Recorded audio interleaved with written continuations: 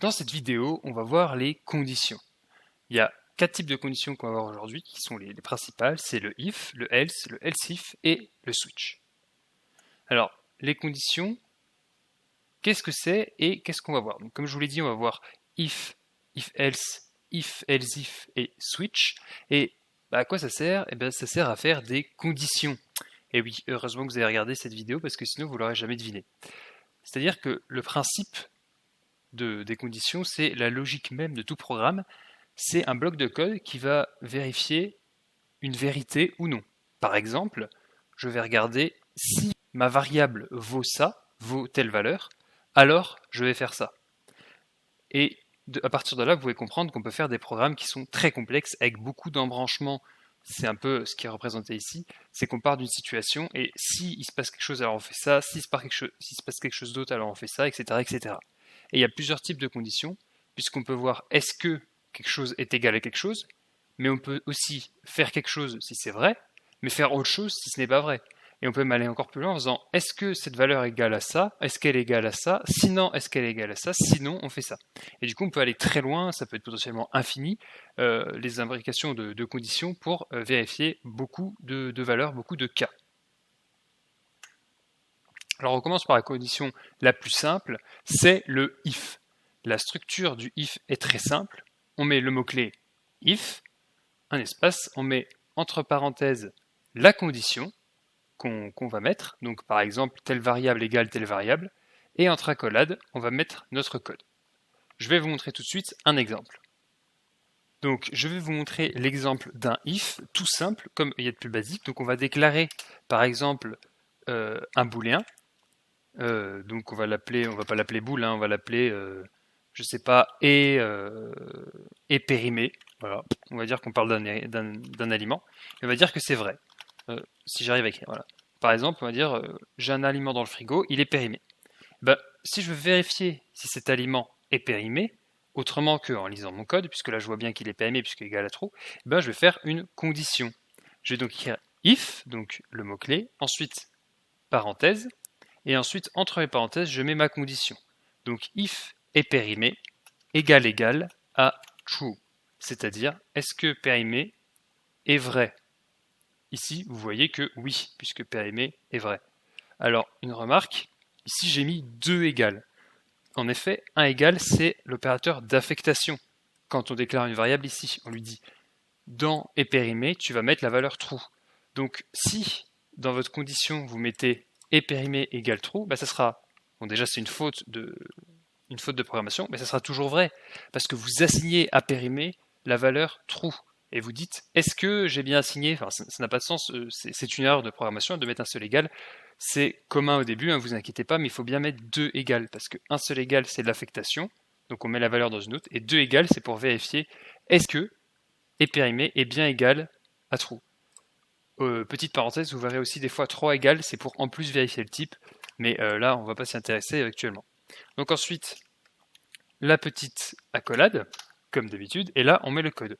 Donc là, on va faire simple, on va écrire console.log et on met aliment périmé, par exemple. Voilà. Donc là, je vais exécuter mon code en local. Tac. Et on va voir ce qu'il me raconte. Il me dit aliment périmé, parce que aliment périmé est true ici. Et donc, on rentre bien dans la condition et on console.log le truc. Si, alors je vais essayer de réduire ma fenêtre là, parce que je m'en fous pas mal de ça, voilà. Si ici je mets faux, et que je relance mon programme, hop, j'ai plus rien dans la console. Parce que du coup, aliment périmé est égal à faux.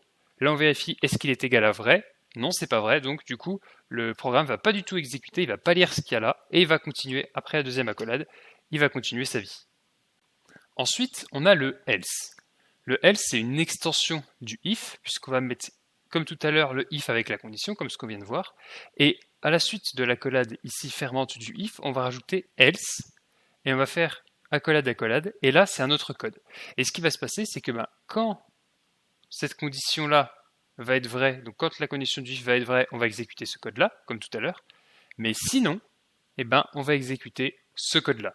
C'est donc binaire. Soit c'est vrai et on fait ça, soit c'est faux et on fait ça. Donc du coup, il y aura forcément un des deux codes qu'il y a ici qui sera exécuté. Si la condition est vraie, ça sera celui-là. Si elle est fausse, ça sera celui-là. Je vais vous montrer aussi un exemple tout de suite. On va donc reprendre notre programme précédent et on va lui rajouter un peu de logique à travers le else. Je vais remettre ici le trou que j'avais tout à l'heure. Et donc, tout à l'heure, on va vérifier si l'aliment est périmé. Sauf que c'était bête puisque quand l'aliment n'était pas périmé, en fait, on n'avait rien qui nous le disait. On avait juste un cas quand c'était périmé. Donc pour ça, c'est très simple. Il suffit de faire un else. Donc on met le mot-clé else, on met les doubles accolades, et là, on met la condition qui va, on met le code qui va s'exécuter quand cette condition-là est fausse. Donc, on va mettre un console.log, et on met c'est toujours bon, par exemple. Alors, du coup, ça me donne l'occasion de vous parler de quelque chose. Si je fais ça et que j'écris c'est toujours bon, vous voyez que là, il y a un problème parce que j'ai utilisé des guillemets simples pour faire ma chaîne de caractères, et dans ma phrase, j'ai un apostrophe. Donc du coup, il sort de la chaîne de caractères et ça marche pas. Donc dans ce cas-là, si vous avez besoin de mettre des apostrophes, vous devez mettre des guillemets doubles. Vous pouvez toujours mettre des guillemets doubles, hein, ça change rien, guillemets simple ou double, ça marche dans les deux cas. Et là, je peux mettre c'est encore bon, point d'exclamation. Et il sort pas de la chaîne de caractères puisqu'elle est délimitée par des guillemets doubles et pas par des guillemets simples. Et donc là, si j'exécute mon code, je vais pas sauvegarder. Si je sauvegarde et que j'exécute mon code, vous voyez, il y a écrit aliment périmé, parce que périmé est true, et si je passe périmé à faux, on va aller dans le else, et il va m'afficher, hop, c'est encore bon. Ensuite, encore une extension, on a le else if. Le else if, c'est la même idée que le if else qu'on a vu tout à l'heure, sauf qu'on rajoute une condition. C'est-à-dire qu'on a un if ici, et ici on a, comme tout à l'heure, le else, mais on rajoute un if condition, et là on a encore un autre code, toujours entre accolades. Et bien, vous avez sûrement compris, mais ce qui va se passer, c'est que quand le programme va lire ça, il va vérifier cette condition-là. Est-ce que cette condition est vraie? Si elle est vraie, il va rentrer dedans. Si elle est fausse, il va arriver là, et il va faire est-ce que cette condition-là est vraie? Et si elle est vraie, il va aller dedans. Et ensuite, il va continuer. Contrairement au else, qui est binaire, où on a soit c'est vrai, soit c'est faux, stop, le else if, on peut avoir if, else, ou alors if, plusieurs else if et un else à la fin, qui fait qu'on a plusieurs cas qui sont gérés, là où le if else permet de gérer seulement deux cas, là on peut avoir un cas ici, un cas sur un autre else if, un cas sur un else, etc. Donc pour illustrer else if, on va prendre un autre exemple que tout à l'heure, puisque tout à l'heure c'était avec des booléens, donc ça ne marchera pas ici. On va créer une variable qui s'appelle état, par exemple, qui va être une chaîne de caractères, et on va dire, par exemple, il est présent, comme si c'était l'état de personnes dans une entreprise, on va dire, sur la journée. Et notre but, du coup, c'est de savoir est-ce que la personne est présente, est-ce qu'elle est absente ou est-ce qu'elle est malade. On va dire que c'est deux états différents. Parce que si elle est absente, c'est qu'elle a oublié de venir travailler. Si elle est malade, c'est qu'elle a justifié son absence. On pourrait même aussi afficher s'il a un congé, par exemple. Donc pour ça, on va faire une plus grosse condition que tout à l'heure. Donc on va check tout d'abord if état égal, on se rappelle les doubles égales, présent.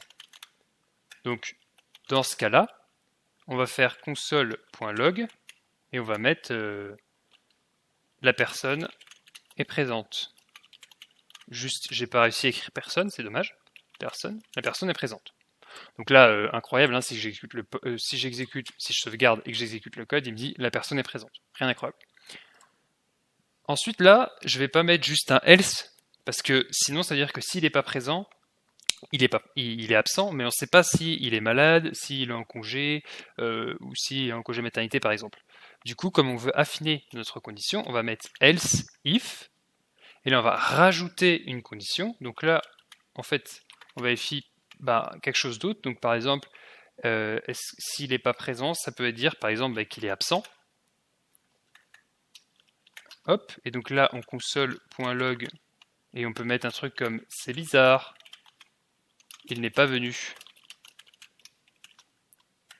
Hop, donc voilà. Et on peut également rajouter un troisième cas. Si il n'est pas présent ni absent, ça veut dire que par exemple c'est pas possible dans le système et on met genre par exemple erreur. Ce genre de truc. Donc là, si j'exécute mon code, comme il y a présent, il me fait la personne est présente.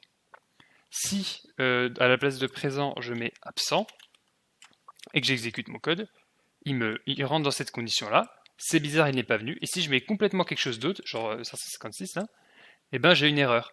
Parce que je ne suis pas dans cette condition et je ne suis pas non plus dans cette condition. Alors bien sûr, l'intérêt des else-if, c'est d'en rajouter plusieurs, de les imbriquer. Par exemple, ici, je peux rajouter else-if état égale congé, par exemple. S'il est un congé, on va console.log et on va mettre la plage. Et je peux même en rajouter d'autres. Par exemple, si il est, je sais pas, s'il est malade, par exemple, etc., etc. Et donc là, bien entendu, si là je mets congé et que je réexécute mon code, il me dit la plage.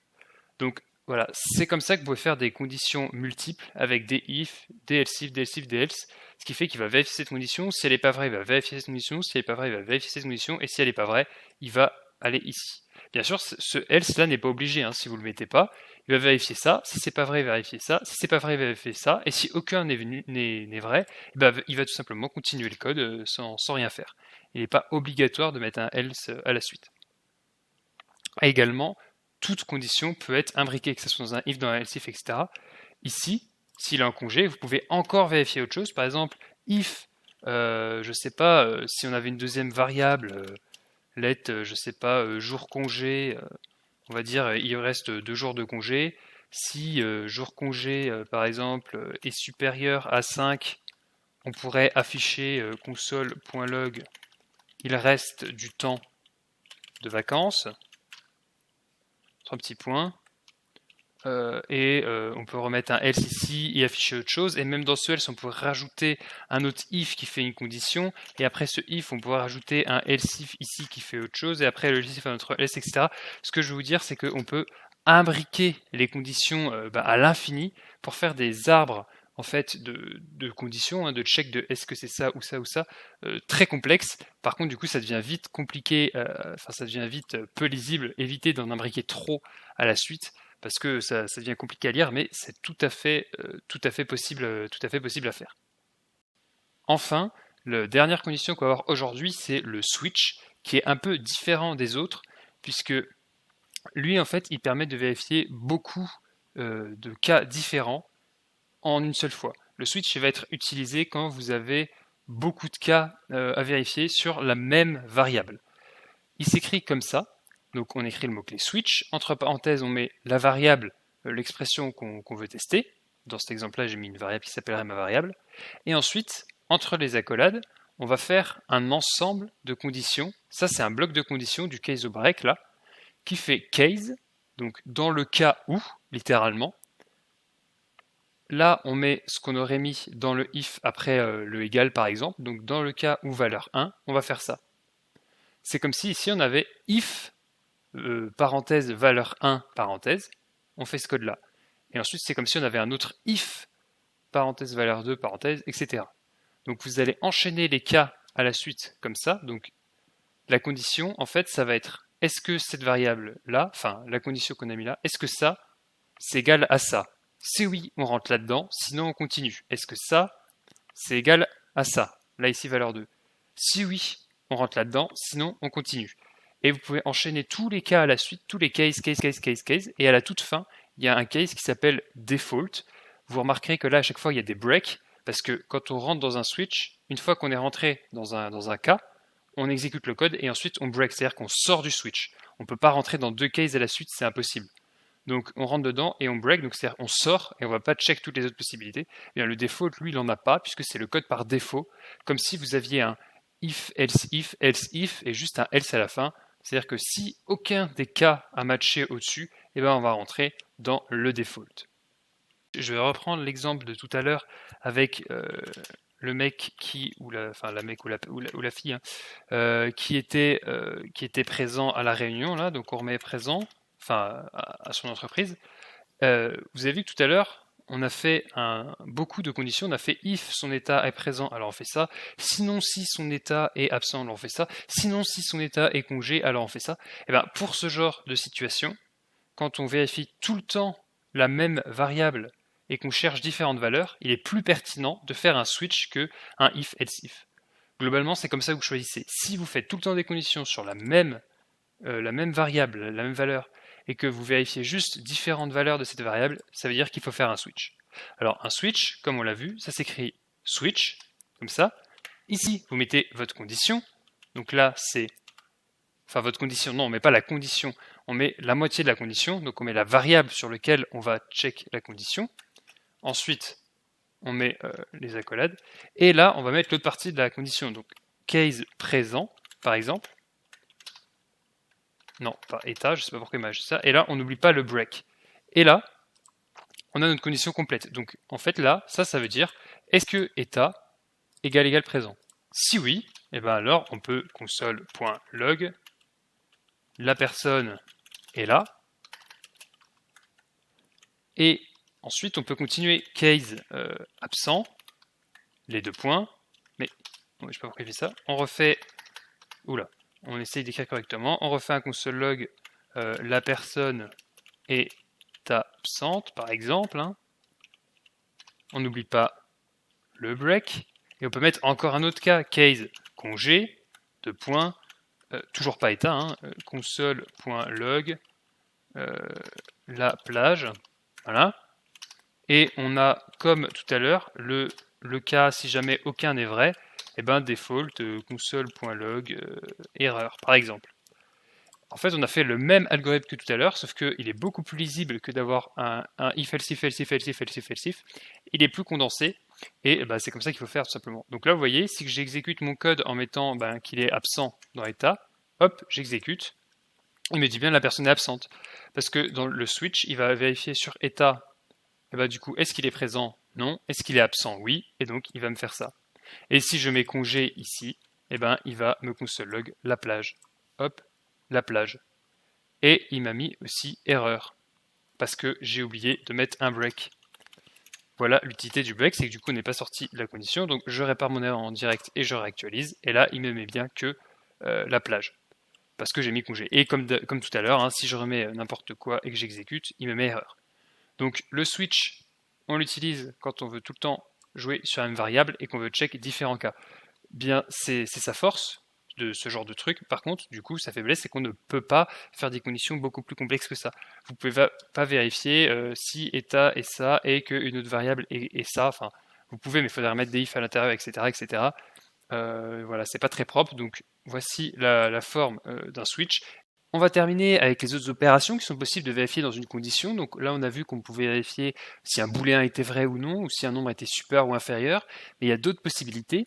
Donc on a vu le supérieur et le inférieur. Donc ça, c'est une condition. Je parle de conditions là. Hein. Vous pouvez mettre ça dans des valeurs de variables aussi, par exemple.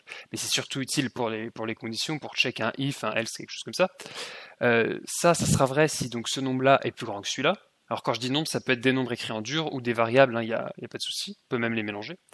Donc ça c'est assez évident, ça c'est pareil, c'est assez évident, c'est l'inverse, hein. Donc ça sera vrai si ce nombre-là est bien plus petit que celui-là. Et ensuite on a les équivalents en supérieur ou égal et en inférieur ou égal. Donc c'est la même chose que ça, sauf que là la valeur qu'on met ici est comprise.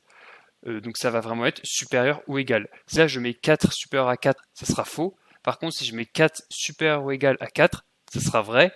Parce que 4 n'est pas supérieur à 4, mais 4 est égal à 4. Donc voilà, les supérieurs ou égal et inférieurs ou égal, c'est une combinaison de ça et du double égal de base, en gros. Ça reviendra même que faire est-ce que 4 est supérieur à 4 ou est-ce que 4 est égal à 4. C'est la même chose. Donc on a ces éléments-là de supériorité, infériorité, et on a deux autres petits trucs qui est important de savoir, qui vous sera bien utile, c'est le et, qui s'écrit avec double et, le et commercial qui est sur un clavier classique Windows sur la touche du 1 au-dessus du A. Il faut en mettre deux, hein, et ça veut dire et, tout simplement. Donc si vous avez une condition là et une condition là, ça sera vrai, tout simplement. Par contre, si une des deux conditions qu'il y a soit ici est fausse, du coup toute votre condition sera fausse. Et c'est la même idée avec le ou. Sauf que à la place de et, c'est ou.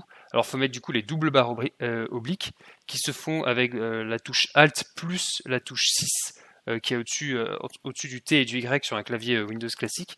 Et il faut en mettre deux aussi comme le et ça veut dire ou. Donc c'est le même principe, on met une condition là. Sauf que là où le et est strict, c'est-à-dire que si ça et ça c'est vrai, alors la condition globale sera vraie, sinon c'est faux. Le ou, comme son nom l'indique, c'est qu'il faut que ça soit cette condition, soit cette condition qui soit vraie. Alors vous inquiétez pas, j'ai mis un tout petit exemple assez simple. Donc là par exemple on a une variable vie qui vaut 3 et là la condition elle va vérifier est-ce que la vie est strictement inférieure à 0, donc on met un strictement inférieur ici, et, donc ce que je vous disais, est-ce que la vie est inférieure ou égale à 5.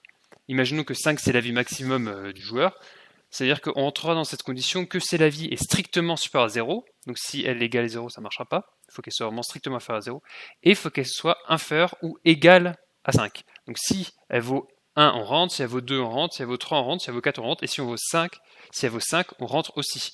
Puisque inférieur ou égal, 5 c'est bien inférieur ou égal à 5, puisque c'est égal à 5. Et ici, on a mis un et. Donc c'est-à-dire qu'il faut que cette condition-là et cette condition-là soient validées, et dans ce cas-là, du coup, on va afficher le console log soigne le joueur. Si on avait mis un ou, bon dans ce cas-là, ça n'aurait pas vraiment de sens, mais ça voudrait dire qu'il aurait fallu que ça soit uniquement celle-là, ou alors uniquement celle-là, ou alors les deux, il n'y a pas de souci, qui soient valides pour qu'on rentre dans la condition. Et bien sûr, il est possible de combiner des et des ou, puisque là, donc j'ai vie supérieure à 0 et vie inférieure à 5, je peux mettre des parenthèses là, et remettre un et ici, ou un ou, et remettre un couple de conditions, etc. On peut aller vraiment très très loin dans les conditions, mais après ça devient assez vite complexe. Voilà tout ce qu'il y avait besoin de savoir sur les conditions et les structures différentes, donc if, else, else if, switch, ainsi que les opérateurs, donc supérieur, et ou, etc. Je vous invite vraiment à essayer pour bien prendre en main le processus, voilà, essayer tous les types de conditions qu'on a vus, essayer ici ces paramètres-là, et une fois que tout ça c'est maîtrisé, vous pouvez passer à la prochaine vidéo.